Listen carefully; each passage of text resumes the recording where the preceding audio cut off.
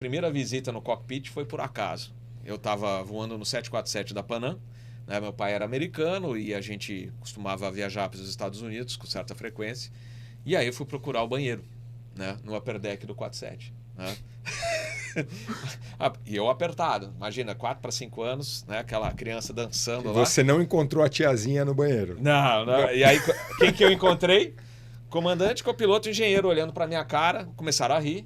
E eu olhando os instrumentos do 47 clássico, assim, puta que legal, né? Mas eu preciso ir no banheiro. Mas, Panam? Errou Panam. de porta. Errei de porta, mas foi um erro bom, né? De entrar no cockpit, né? E aí fechei a porta, depois achei. Aí não era o banheiro, achei era o porta-casaco. E depois, finalmente, na terceira porta, achei o banheiro, né? Antes de você começar a tua carreira de fato, né? Você fez a tua parte do aeroclube, se formou, tudo, mas aí, para você suprir a tua paixão de aviação, você fez parte, né? Fundou a Associação da Escuta de Tráfego Aéreo, para ter essa interação e ficar mais próximo à aviação, inclusive com nomes de pessoas que são hoje... Tem outros canais, são pilotos, pessoas que não são pilotos, mas como também, acho que o Panda também... Era tudo da mesma turma. Era da mesma turma. Conta um pouquinho da ETA. Então é o seguinte, eu uso óculos, né? Tem hipermetropia, astigmatismo. Na época que poderia ter feito curso, o pessoal da aeronáutica era muito chato, né? Então, acabei meio que desistindo nos anos que eu realmente podia ter começado, como os meus filhos estão começando agora, com 16, 17 anos. Um fez 18, inclusive fez o voo solo dele. Eu vi, aliás, parabéns. Obrigado. Puta, foi muito legal. Eu vi a gravação, foi top, muito cara. legal. Muito legal. Obrigado. E aí, só que na minha época, eu era meio que bloqueado por causa da vista aqui no Brasil. Se eu soubesse, tinha ido para os Estados Unidos, vindo para os Estados Unidos. A gente está gravando aqui nos Estados Unidos, né? Porque aqui sempre foi mais light, negócio de exame médico, principalmente para aviação comercial. Lá no Brasil, não, você fazia o exame no Hospital da Aeronáutica, né? Lembro. Então Quitéria. Quitéria, saudade da dona Quitéria, era um barato ela. E aí, então tinha esse problema, eu falei, vou curtindo a aviação do jeito que dá. E aí, quando inauguraram o aeroporto de Guarulhos, eu já tinha, desde a época de Congonhas, um radinho FM adaptado para VHF, né? Conheci um garoto lá no terraço de Congonhas que tinha o rádio, porra, eu que curtia, passava o dia inteiro lá no aeroporto, quando vi um negócio desse, fui lá, comprei um rádio FM, transformei. Eu comprei um desse, Bob, lá no Paraíso. CGR Rádio Shop. Exatamente, ali perto da igreja, ali no Paraíso. Eu comprei um desses. João Inácio. Já vinha convertido. Você tinha vários modelos, inclusive tinha um que você transmitia. Mas você transmitia era só o pessoal da aviação mesmo. A gente só escutava, tanto que vira e mexe o segurança do aeroporto vinha questionar, falava, não, a gente não está transmitindo, é só a rádio FM que foi adaptado. Então aí eles ficavam mais tranquilos, né? Mas aí, quando inauguraram em Guarulhos, 20 de janeiro de 85, eu passei a frequentar Guarulhos praticamente toda a tarde, né?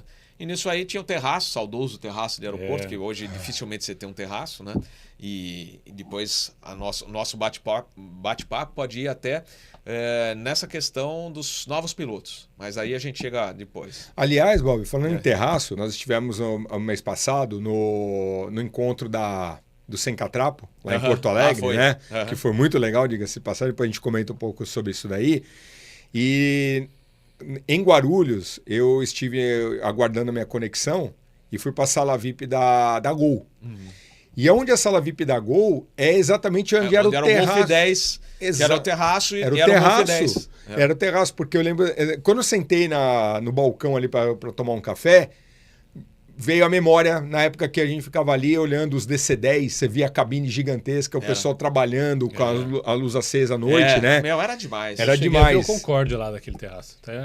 Eu tenho a foto. Eu contei aqui. E por incrível que pareça, aquele da Air France foi o que caiu em Paris. É mesmo? Foi aquele que caiu? Olha só. Meu Deus do céu, que coincidência. Mas aí, como eu frequentava o terraço todo dia, encontrei com outros aficionados da aviação que faziam a mesma coisa e tal. Aí até que o dia que a gente resolveu, vamos criar um grupo tal. Aí nasceu era Clube de Escutadores Pilotos de Avião. Era o primeiro nome. Depois virou a ETA, Associação de Escuta Tráfego Aéreo. Foi registrado oficialmente, né? em cartório, tudo certinho. O negócio era organizado. E aí a gente fazia visitas, por exemplo, em Embraer. A Embraer recebia a gente sempre de braços abertos. As companhias aéreas, a TAM, por exemplo, o comandante Castro conhecia ele cabelo escuro, né? Recebendo a gente na época dos Fokker 27 ainda, né? E torre de controle, então vale aqui até o nosso agradecimento ao pessoal da Torre Guarulhos, né? Porque o pessoal da Torre Guarulhos, Miron, toda aquela turma, o Córea, eles toda tarde a gente estava na Torre Guarulhos. Engraçado, Bob, que eu tenho um amigo que é engenheiro de simulador, e um dia ele comentou que vocês foram inclusive para o Galeão, lá no centro de treinamento da Varig, que era no Galeão, para fazer um voo de simulador lá, e na época ele era um dos engenheiros lá, ele que preparou o simulador para vocês lá fazerem o voo legal. lá. A gente fez o voo no 67, né, na visita da AETA, uma delas, né, foi no 67. Depois, quando eu fui pela Aero Magazine, inclusive era o comandante Scherer que me recebeu lá, hoje está na PUC do Rio Grande do Sul. E aí a gente fez encontramos ele lá. Foi.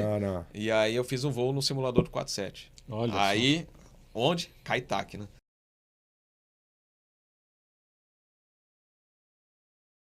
Na AETA, a gente decidiu criar um jornal interno para divulgar não só as notícias da aviação.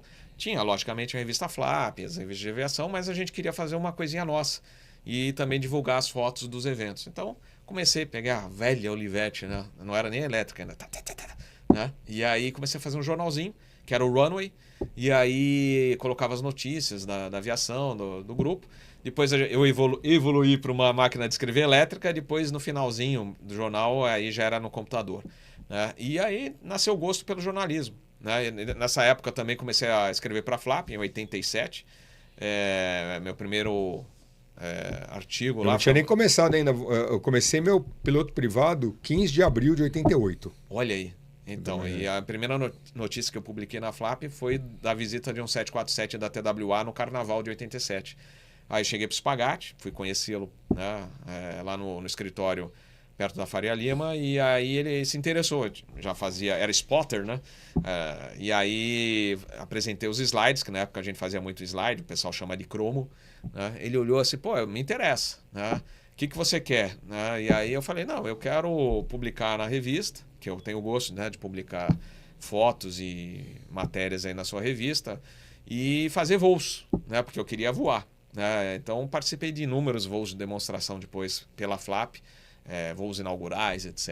E era a minha parceria com o Spagatti começou assim. Depois eu comecei a realmente cobrar pelas matérias, quando eram coisas maiores, aí eu comecei a ganhar na revista. Mas nesse período inicial, né, de jornalismo, aí eu fazia. Para mim, eu já fico feliz de participar dos voos. Né? E aí nasceu o gosto pelo jornalismo, e eu tinha que fazer faculdade. Como eu falei, né, não podia ser piloto por causa da vista naquela época, e existiam as restrições. Aí eu falei, vou fazer jornalismo que eu curto. E acabei entrando em 88 na FIAM, que é do grupo FMU. Aí fui até 91, no final de 91 me formei.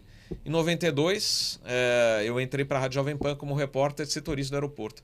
Porque o velho Amorim Filho, legal, né, nosso amigo Amorim Filho da Rádio Bandeirantes, o Dorim, que era o repórter setorista, eles me conheciam muito, né, da época de AETA, do jornalzinho que eu já levava para eles, tal. Eles acompanharam essa evolução.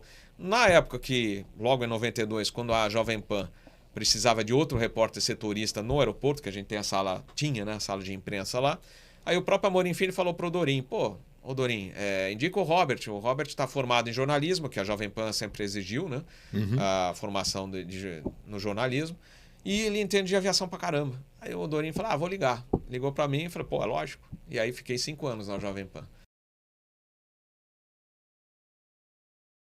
Quando eu estava na Jovem Pan, a Aero Magazine surgiu, né? Em 94. Né? Na realidade, a Aero Magazine já era uma revista antiga, parou de circular e voltou com a Nova Cultural. E aí o pessoal já me conhecia da revista Flap, etc. Falei, chama o Robert. E aí comecei desde a número 1 da Aero Magazine a trabalhar. Fiquei 20 anos com eles. Né? E toda manhã a gente estava na sala de imprensa.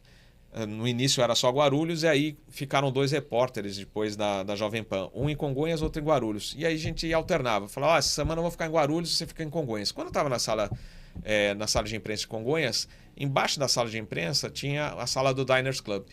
Eu falei assim, hora do cafezinho. Eu descia, batia papo com o pessoal lá, tomava um cafezinho e voltava. Tava lá tomando café, e aí escutei alguém tomando café e falando de aviação. Era o Francisco Zeckman. O Francisco Zeckman era um cara que chegou a abrir até a escola dele em São Paulo. Ele queria abrir a representação de uma escola de voo americana. Lá, Command Aviation, lá de Seal Beach. Seal Beach não, é Orange County. Orange County. Seal Beach é o VOR.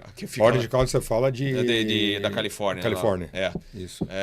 E aí eu falei, aí eu me apresentei, olha, sou da Rádio Jovem Pan e escrevo para a Aero Magazine. Como é que é esse negócio da escola americana? Isso. Aí eu pensei, podia pegar minhas férias e ir lá, né, fazer a matéria para a Aero Magazine sobre essa escola, Command Aviation. Aí eu falei com a VASP na época, né, como repórter, eles me deram a passagem para fazer a matéria para Los Angeles. Fui para lá e nisso, né, inclusive nesse cafezinho, perguntei para o Francisco Zeckman, falei assim, eu posso ser piloto lá com a minha vista, com o hipermetropia? Cara, já que você vai lá fazer a matéria, passa na clínica e faz. Cara, cheguei na clínica, fiz em 3 horinhas, você lembra que eram 3 dias de exame no ASP inicial? Exato. O inicial. Aí você faz em 30 minutos. Não, eu fiz em 3 horas, de primeira classe, inclusive o americano lá falou assim, mas espera aí, você nem é piloto, por que você quer fazer primeira classe? Porque eu quero saber se eu posso ser piloto de linha aérea, que é meu sonho, né? Aí, como eu tenho dupla cidadania, eu poderia ser piloto aqui. Aí eu falei, tá bom, em 3 horinhas, parabéns. Carteira na mão. Aí eu voltei pro Brasil, só que eu estava noivo na época, da minha primeira esposa. Tinha eu trabalhando na Jovem Pan, falei, vou ter que largar tudo, mas, né? E aí, sonho. É o sonho. E quando eu já estava de volta no serviço, só que eu estava em Guarulhos, tomando um cafezinho com o meu amigo Rogato, que hoje voa na Gol. Ele era Varig, nessa época ele era Varig, depois ele foi para Gol. Ele falou, cara, acho que o ASP mudou um pouquinho o negócio do exame de vista. Por que você não tenta lá? Falei, tá bom, vou tentar. E passei. Aí começou a correria. Aí, acho que foi 96. Era só o ASP em São Paulo, né? Era só o ASP. Era só o ASP. Hoje tem clínicas, né? E é muito, sabe, é mais padrão americano hoje do que falando das clínicas, né, que trabalham, né? E aí passei, aí foi aquela correria para tirar as carteiras, fiz o Aeroclube de São Paulo, aí o multimotor eu fiz no Rio Grande do Sul, lá em Belém Novo. Que ano que é isso, você lembra? 96 e terminei tudo em 98, foram 2 anos. Então cara, você vê... Essa época eu estava lá no Clube de São Paulo. Então, pois eu entrei na verdade na primeiro emprego meu Grupo TAM foi em 96, foi 4 de novembro de 96 na Helisul. Que é a Helisul Linhas Aéreas, que o Grupo TAM tinha comprado, que era a Helisul Brasil Central, que era no Caravan, né? E você estava terminando a tua formação. 96. Na verdade, comecei em 96 e terminei todas as carteiras em 98. Só que aí veio mais daquelas crises. Aí, famosas. 2 anos de, como diz o meu amigo Daniel Torelli, né? A fase Tostines, né? Porque tinha a velha propaganda, né? Assim, por que você não está voando? Porque você não tem experiência. E por que você não tem experiência? Porque você não está voando.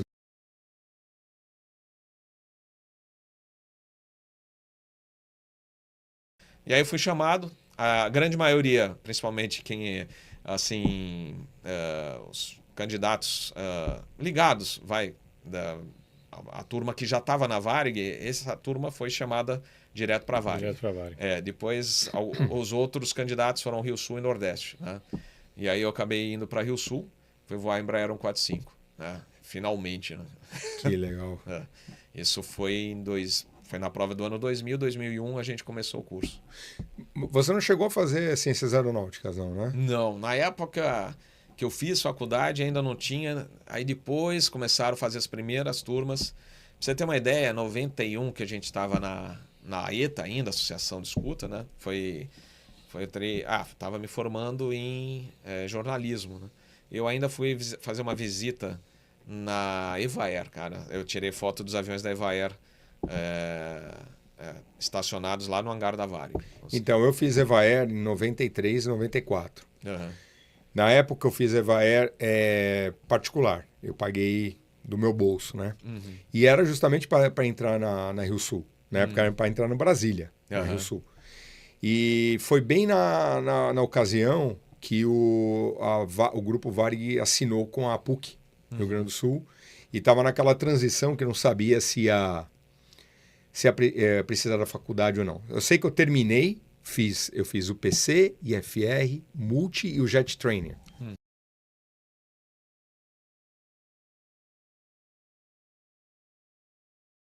A minha sorte é que na mesma época a VASP chamou para copiloto júnior né, para seleção. Essa ainda foi VASP, é verdade. E aí eu saí de uma e entrei na outra. Era para voar o Breguinha, cheguei a fazer 4 saídas de simulador de 737-200, lá em Congonhas mesmo, naquele simulador da VASP.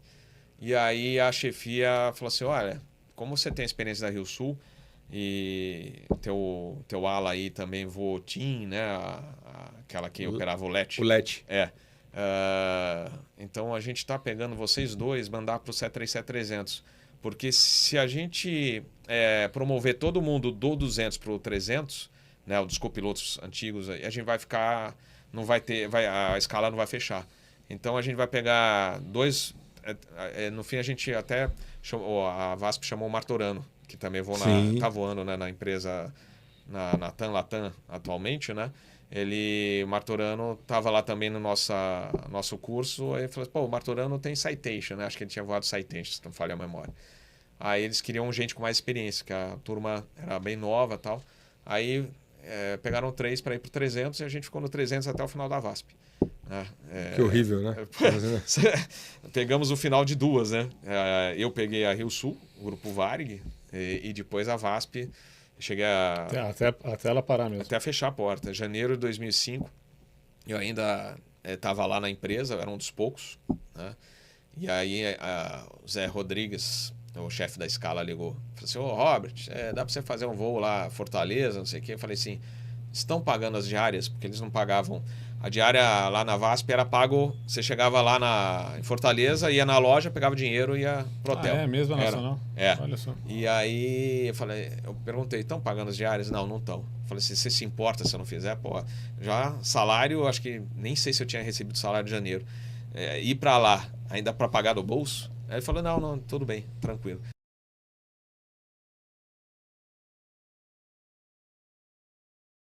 Depende.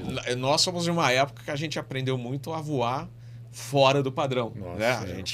Só que assim, a gente fazia gato-sapato do avião.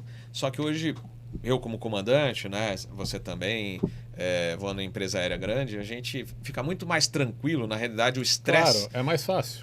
É mais fácil e você vai pro hotel e dorme sem estresse, entendeu?